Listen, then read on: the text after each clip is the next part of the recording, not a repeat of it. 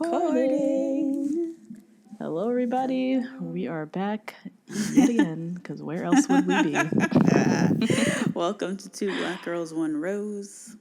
Where two black-ass girls invade the whitest show on earth, Bachelor in Paradise. I'm Natasha. And I'm Justine. And I liked this episode, actually. Or this week's episodes. Both of them? Yeah, for the most part. Okay. Like, you think otherwise, clearly. I feel like there's enough to talk about. There's a lot to talk about. Got some new people to the beach. We saw a wedding. to the beach. To the beach. We saw a full-on wedding and everything. Yeah. Still Budget. drama ensuing. What were your initial thoughts? That's so funny that you intro with that, because my first initial thought, which is one of true camaraderie, which is that these Bachelor producers and editors are just as sick and done and needing a break as much as I feel like I need one from this franchise. Because I feel like Monday's episode could have been a commercial. A commercial, like 30-second spot and be done. So stupid to me. The entire, none of it was necessary for Tuesday. There was no relation between either of the episodes. It was like two standalone shows. There was no continuity, no nothing. They didn't edit anybody that well. Nobody was really, we didn't get to know anybody on any character in the main storyline. Like nothing. They clearly were doing too much editing with this wedding. Yeah. Even at points during the wedding, I was like, this doesn't even fucking make sense. They're done. They're done. They need this break. They are finished. So I feel, I stand with them, We go through this. Stand in solidarity. Yes. And we do this. There's some really good, juicy drama in here. But it's a lot. It's clearly a lot for them too. Tayshia is the wisest one on the show and clearly came here with a game plan ready. Yeah, but she's having trouble executing it because she ain't got no but whack ass dudes left. I know. But I'm so sad for Tayshia.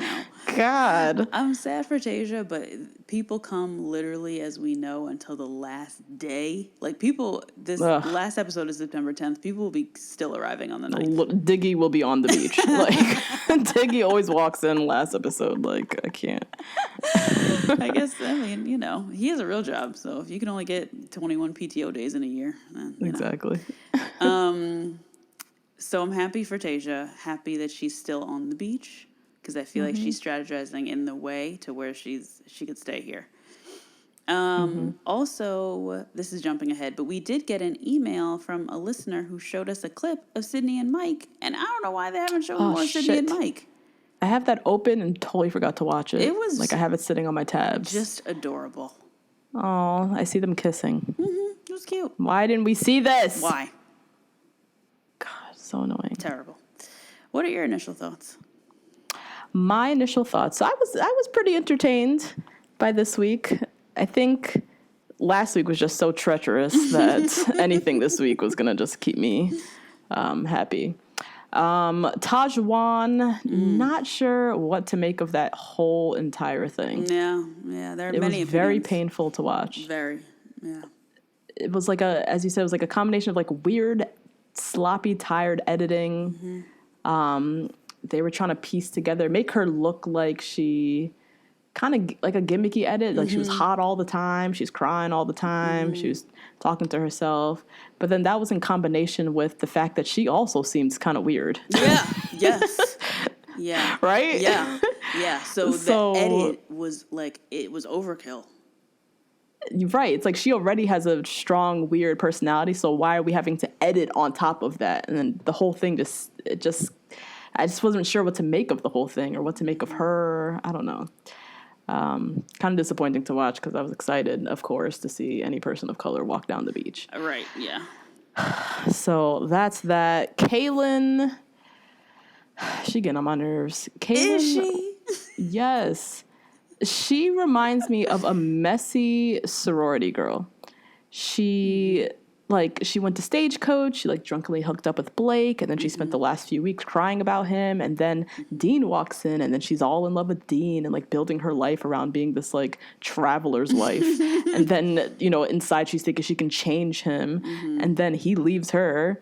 And then the next minute Connor walks down, and she's ready to picture her life with him and ride off with him. It's okay, girl, be young, have your fun, be messy, do you. But the fact that she was on Colton's season last season to get engaged. Yeah. At the end of this, she's hoping to get a ring. It's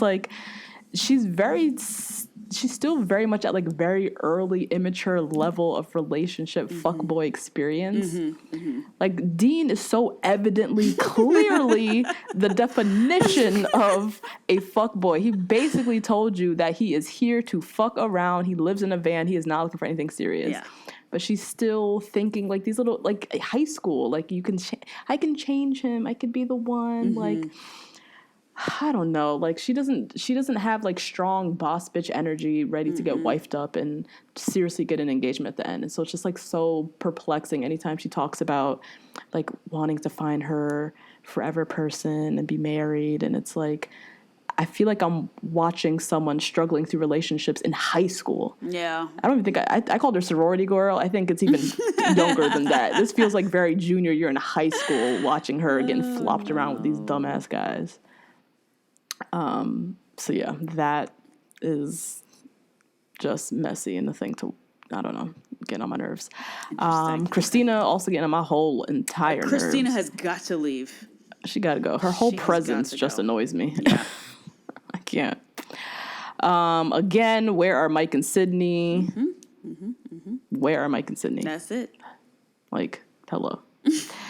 And I surprisingly, I know everybody on Twitter is ugh, what is this? I think you even tweeted this. I surprisingly kind of liked the wedding portion of the episode. I'm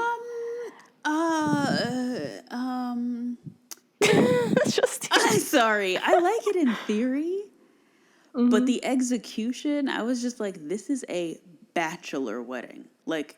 Is anyone's parents here? Right. So the wedding itself, I was I think this was a second wedding just for television and just for the bachelor folks. Just for Bachelor in Paradise. I didn't see any old people aside from somebody's mother or somebody. I think it was Chris's mom. Yeah. Chris's mom. But other than that, this clearly wasn't the full serious wedding with everybody. No. So it was kind of weird for she walked down the aisle alone. I'm you couldn't even get a stand-in daddy. And then how they were we're a husband and a wife. And I was you definitely were before this. Right. Y'all definitely got married already in a real ceremony about 3 weeks ago. So stop. Yeah. But I liked how the wedding itself, was one thing. I liked the kind of mix of drama. Yeah. With the anticipation of the people who might come to Paradise who were there. Yes. Connor comes walking in and I'm okay, they're introducing Connor to the mix. I knew already once they did that he was going to be in Paradise. Oh yeah. But I kind of liked how they set that up. I liked, they had Angela all mic'd up. She having her whole confrontation with Clay. Ready. Her and Annalise in the cut chit-chatting about Clay. I like how she was also the first one to walk down the aisle, which I found funny. Right. It was. It was so overly produced, obviously, the whole thing. But I just liked watching it anyways. I felt it was very entertaining. It was more than just a wedding, bachelor wedding. It was bachelor wedding with side drama and shit. That was actually applicable to the show that we've been watching, Paradise. So those are all my thoughts. Nice. Hey guys, that's a little taste of this week's episode. If you want to hear the full recap, head on over to patreon.com/2blackgirls1rose and sign up to get weekly recaps and other Bachelor content from us. See you next week.